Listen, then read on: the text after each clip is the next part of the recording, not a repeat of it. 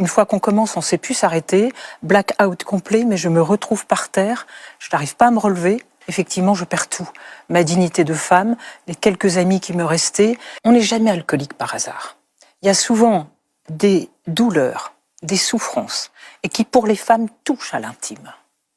Et tout ça se cache derrière l'alcool. Et je dirais même que finalement, le verre d'alcool, c'est notre stratégie pour supporter l'insupportable. Alors évidemment, l'alcool, c'est un anxiolytique, donc ça va enlever la douleur, dans les cas où il y a la douleur, hein, même si plus tard, à haute consommation, ça va la provoquer, et jusqu'à des cas extrêmes, hein, sombrer, ne se souvenir de rien, perdre ses amis, perdre son travail.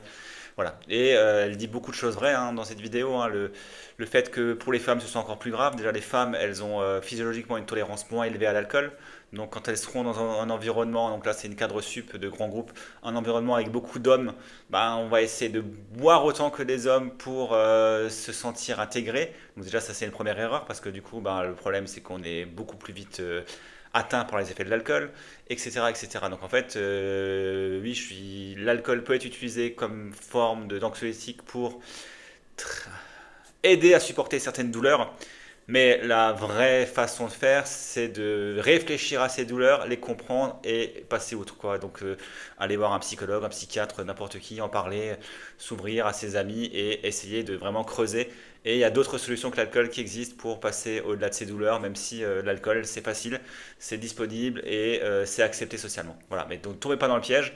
S'il y a des douleurs tellement difficiles qu'elles vous poussent à consommer de l'alcool, sachez qu'il y a d'autres solutions qui existent pour vous en sortir. Et ça s'appelle des compétences psychosociales qui vous aident à vous comporter, à recontrôler votre cerveau, votre façon de vous comporter avec les autres et comment vous gérez vos émotions. Et donc ces outils-là, ces compétences-là, elles sont travaillées dans l'application mobile Sobero qui vous aide à les reconstruire. Donc n'hésitez pas à la télécharger.